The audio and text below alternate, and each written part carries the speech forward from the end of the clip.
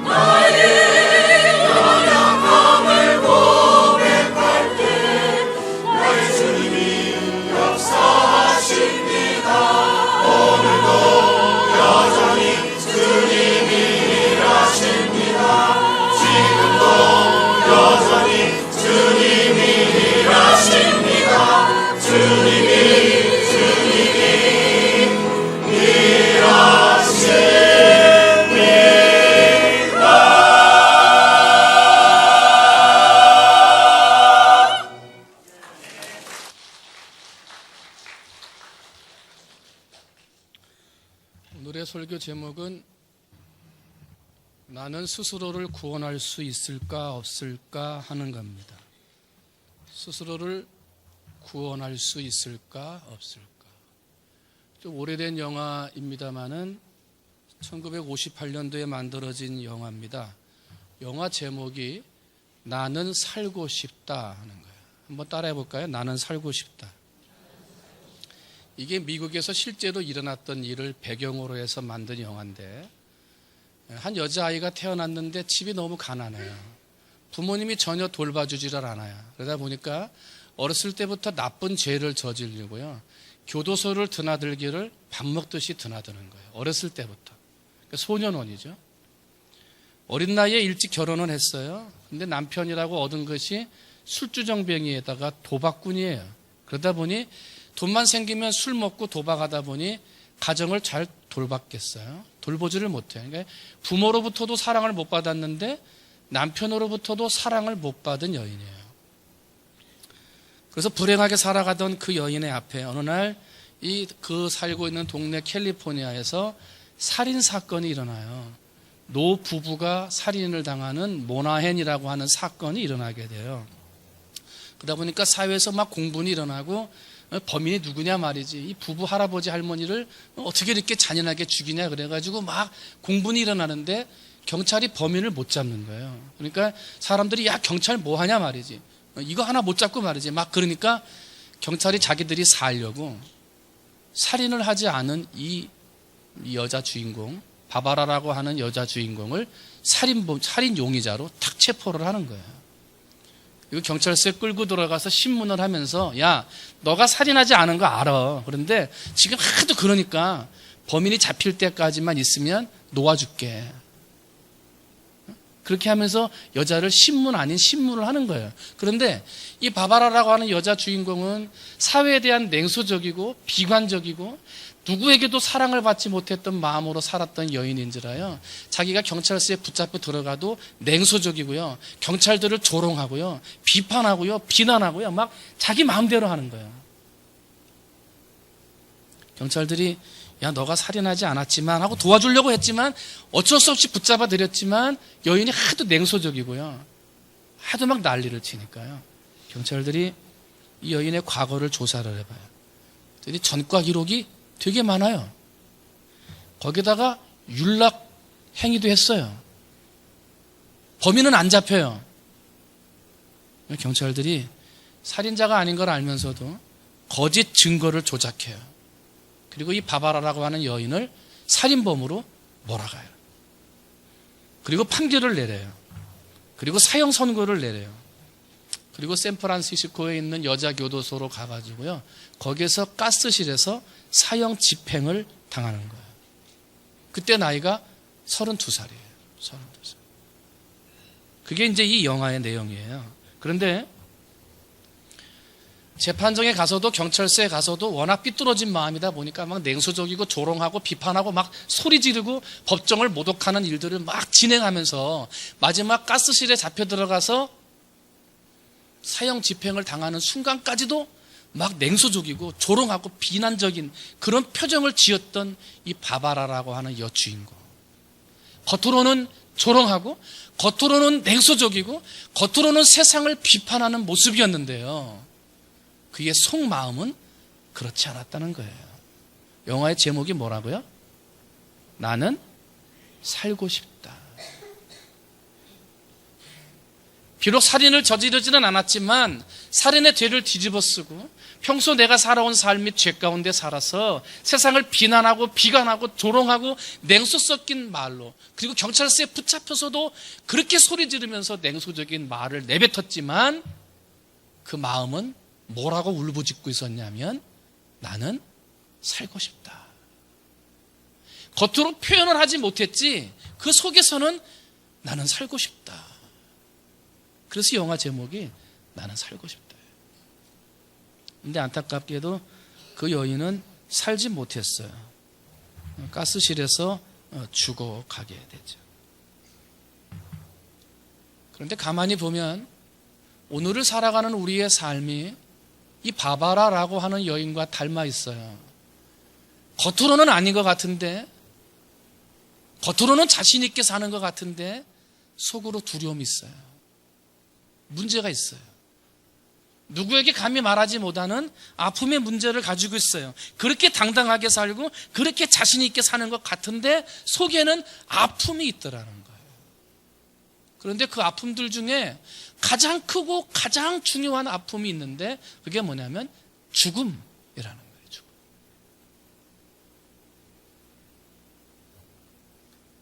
오늘을 살아가는 많은 사람들은 죽음 앞에 서 있어요. 아무리 영원히 살고 싶다고 부르짖어도 영원히 사는 존재는 없어요. 그리고 누군가는 다 반드시 죽어서 땅에 묻히게 되는 거예요. 그런데 그 죽음에 대한 두려움이 사람의 마음속에 있게 되고요. 그래서 겉으로는 그냥 살지만 죽음이라는 것을 생각하면 어떤 사람이든지 두려움에 빠지게 되고 염려에 빠지게 되는 그런 삶을 살게 된다. 목회를 하다 보면은 장례식장에 자주 가죠.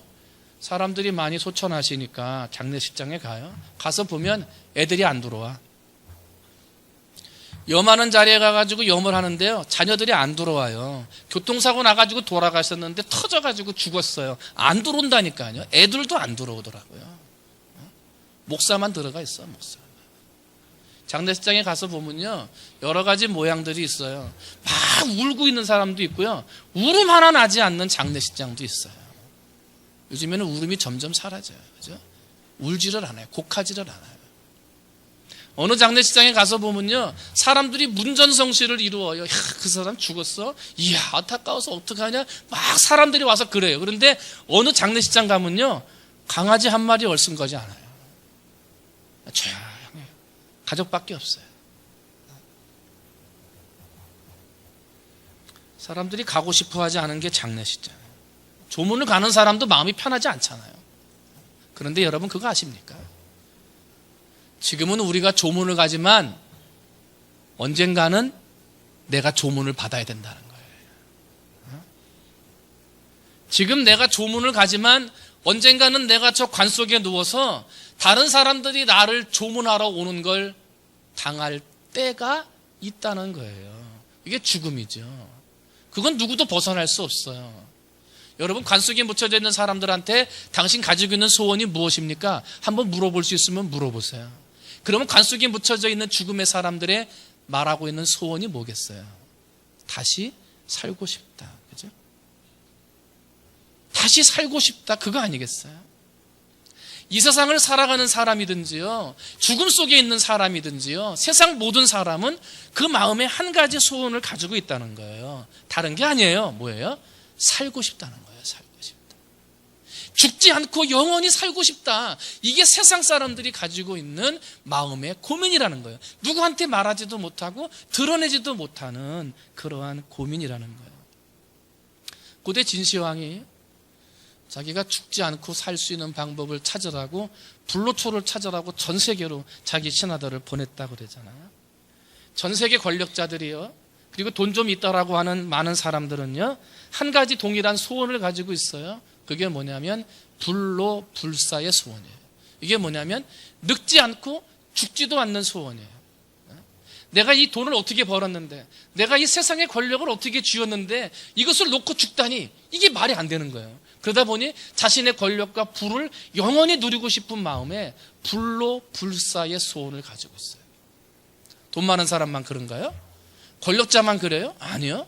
오늘은 살아가는 많은 사람들은 불로 불사, 늙지 않고 죽지 않고 살아가는 방법이 없을까? 그걸 생각하게 되고요. 그걸 연구하다 보니 과학이 발전하고 의학이 발전하게 돼요. 그래서 많은 사람들이 의학이 발전하니까 야, 언젠가는 내가 죽지 않고도 살 수 있는 길이 열리겠다. 잘하면 말이지 영원히 살 수 있는 길이 저 의술의 힘을 통해서 생기겠다. 이렇게 의존하게 돼요. 여러분 오래됐어요. 미국을 중심으로 돈 많은 부자들이요, 자기들이 죽은 다음에 자기 몸을 땅속에 묻지 않아요. 어떻게 하는 줄 알아요? 냉동 창고에 넣어요. 냉동 창고에. 그리고 언젠가 죽었던 사람을 다시 살릴 수 있는 의료기술이 발견됐을 때 자신이 다시 살아날 수 있다라는 소망을 가지고요, 엄청난 돈을 주고 냉동창고에 집어넣어요. 지금 일어나고 있는 거예요. 그뿐이 아니에요. 어떤 사람들은 가지고 있는 마음 가운데에서 그래도 그 죽음에 대한 두려움을 이겨보고자 돈에다 매달려요. 세상의 권력에 매달리죠. 성공해요. 지갑이 두둑해져요. 그런데 여러분, 돈이 많아지고 지갑이 두둑해진다고 영원히 살 수 있나요? 아파트 좋은 거 샀다고 좋아해요. 그것 때문에 막 두려움을 이기고 막 살아가요. 그런데 그 아파트에서 몇백 년 사나요? 오늘 이 자리에 앉아서 다 같이 예배를 드리는데 한 100년쯤 후에 이 자리에 앉아서 예배 드릴 사람 있어요? 없다니까요. 아무리 불로불사를 외치고 뛰어난 과학을 의존하고 세계의 의료 기술이 가장 뛰어난 시대에 살고 있다고 해도 세상의 돈과 명예, 가장 큰 권력과 지도자의 위치에 있다 하더라도 죽음의 문제, 이 죽음에 대한 두려움은요, 해결하지를 못했어요. 방법도 없었어요. 어렸을 때 종종 가위에 눌린다고 그러죠. 제가 종종 가위에 눌렸어요. 죽으면 끝이구나, 그 생각이 나고요. 야, 내가 좋아하는 사람들, 좋아하는 나무들, 친구들 다 두고 나만 죽으면 어떡하지? 이런 염려의 마음이 훅 하고 들어와요. 그리고 어느 날은 죽은 다음에 내가 땅속에 묻히는 꿈을 꾸는데요, 땅속에 묻혀가지고 흙이 막 오는데요, 답답한 거예요. 숨을 쉬지를 못하는 거예요. 그러다 깨는 거죠. 근데 깨지는 게 금방 깨져요? 안 깨지잖아요. 가위에 눌린다 그러잖아요. 어렸을 때부터 죽음에 대한 생각을 해요. 근데 이게 어렸을 때 철부지 때만 일어난 생각인 줄 알았어요. 그런데 나이가 들고서도 불현듯 죽음에 대해서 생각을 하게 돼요. 땅속에 묻히면 어떨까? 이걸 생각해 보게 돼요. 그러면 가슴이 답답해져요. 여러분, 죽음에 대한 고민, 죽음에 대한 두려움이 저만 가지고 있는 건가요? 그렇지 않아요. 다른 사람한테 말을 하지 않아서 그렇지 오늘 이 자리에 앉아있는 우리 전부는요, 죽음에 대한 두려움을 가지고 있어요. 가장 큰 고민이 건강이 아니에요. 죽음이지. 가장 중요한 문제가요, 돈이 아니라니까요, 죽음이라는 거예요. 근데 그 죽음을 어떤 것으로도 해결할 수가 없어요.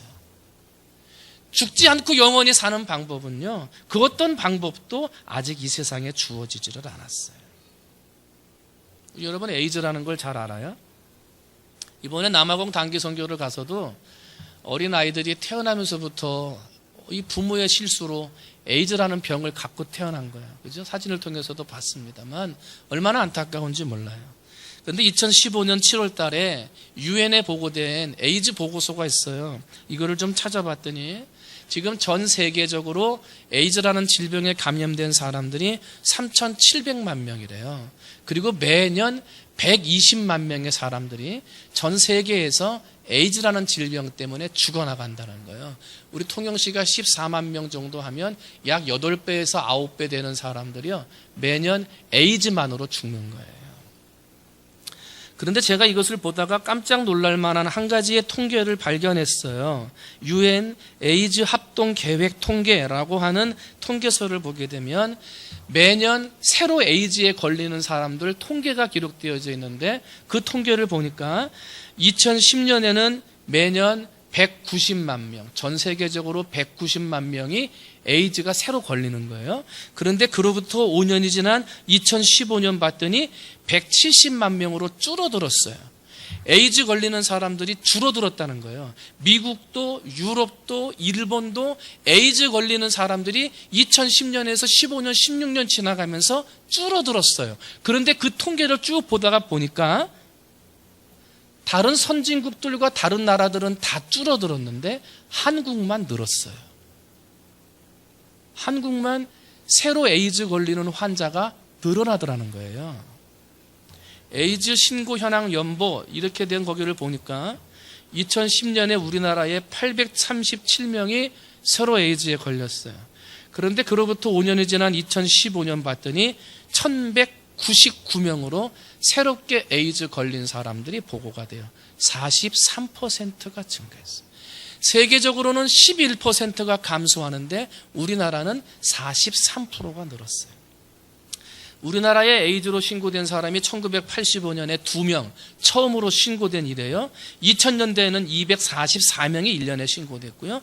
2013년부터 1114명이 에이즈 환자로 보고되기 시작하더니 그때부터 매년 에이즈 환자가 늘어나고 있어요.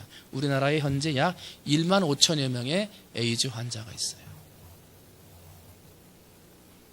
남자끼리 성적인 쾌락을 추구하는 걸 게이라고 그러고 여자들끼리 성적인 쾌락을 추구하는 것을 레즈비언이라 그래요.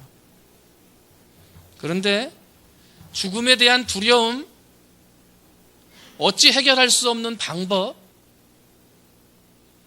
나도 결국은 죽는다라고 하는 두려움을 세상의 즐거움으로 이겨보고자 하나님이 만드신 법칙을 깨트리고 남자와 남자 간의 즐거움을 취해요. 하나님이 만드신 법칙을 깨트리고 여자와 여자 간의 즐거움을 추구해요. 그러면서 내 죄에 대한 두려움, 죽음에 대한 두려움을 이겨보고자 했어요. 그런데 그것은 방법이 아니었어요.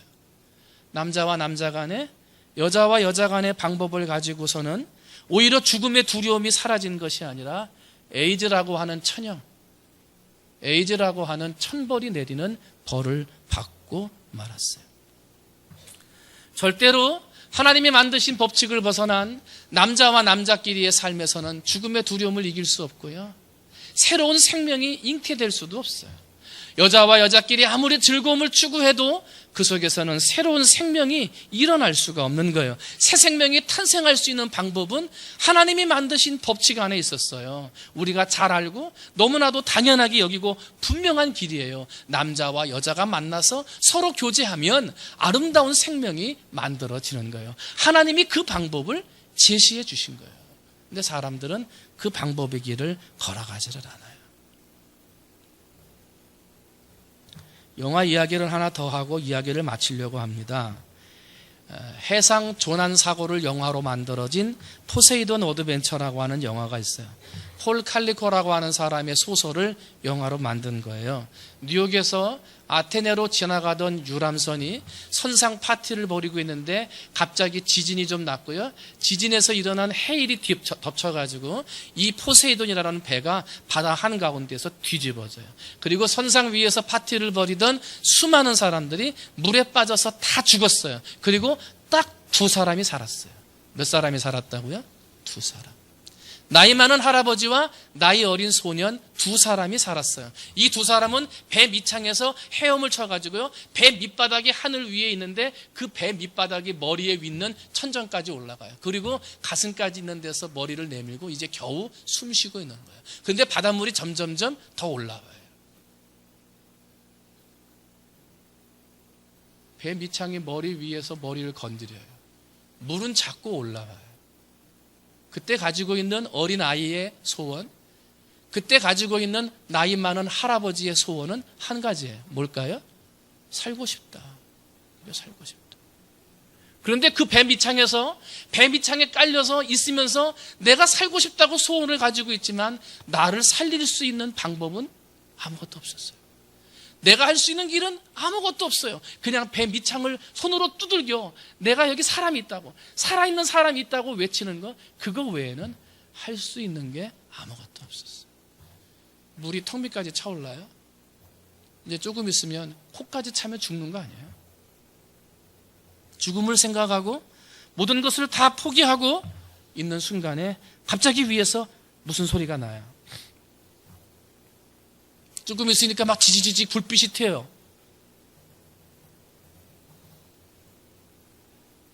드디어 구조반원들이 도착을 해서 그 배 밑창을 뜯어내는 거예요.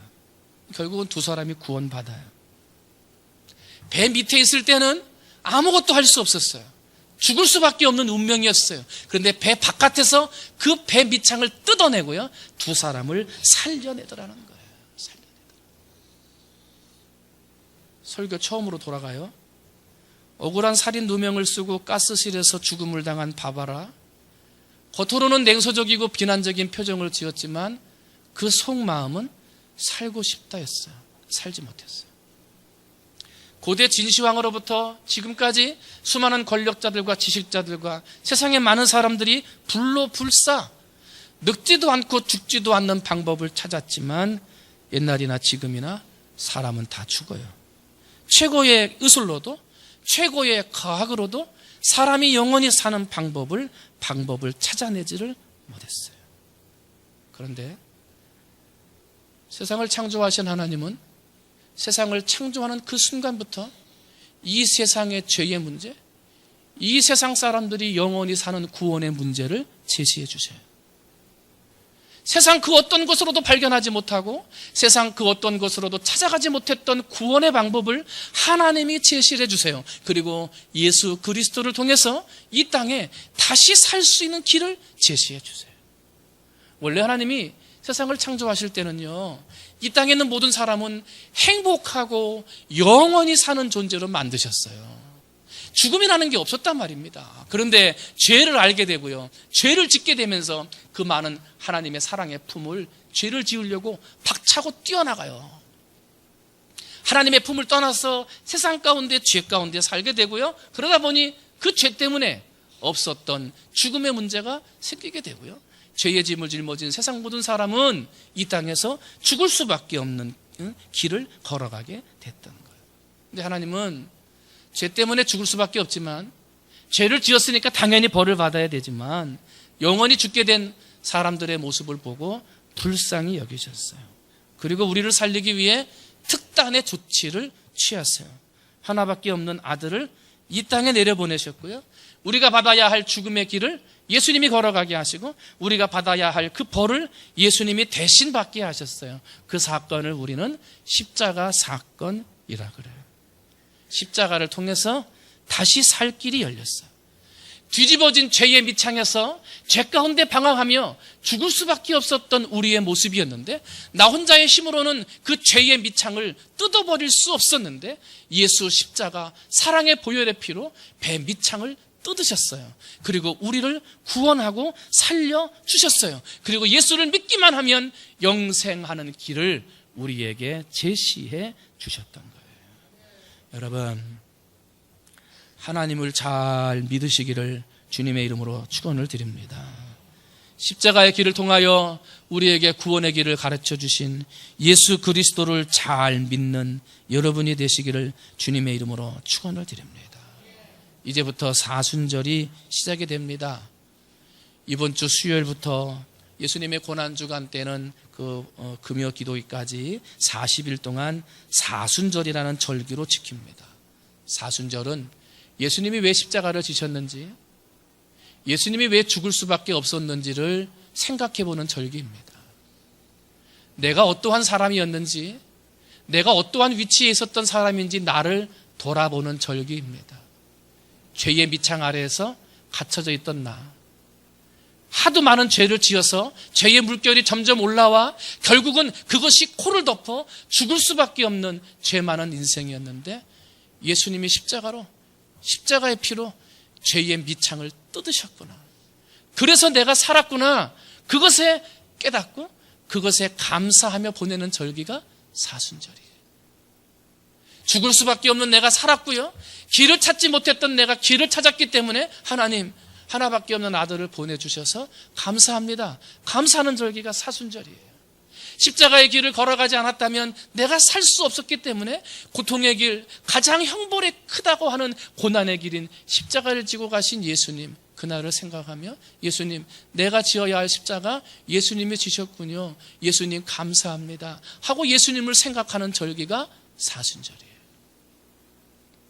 이번 사순절기는 그냥 보내면 안 되고 하나밖에 없는 아들을 이 땅에 보내신 하나님의 사랑을 생각하고 죄의 밑창에 가리워져서 점점점 차올라오는 죄의 물결에 빠져 죽을 수밖에 없었던 인생이 나였는데, 그런 내 인생을 십자가의 보혈의 피로 죄의 밑창을 뜯어내고 살리고 구원함을 받은 나였다는 사실을 깨닫고 감사하는 절기가 사순절기가 되어져야 돼요.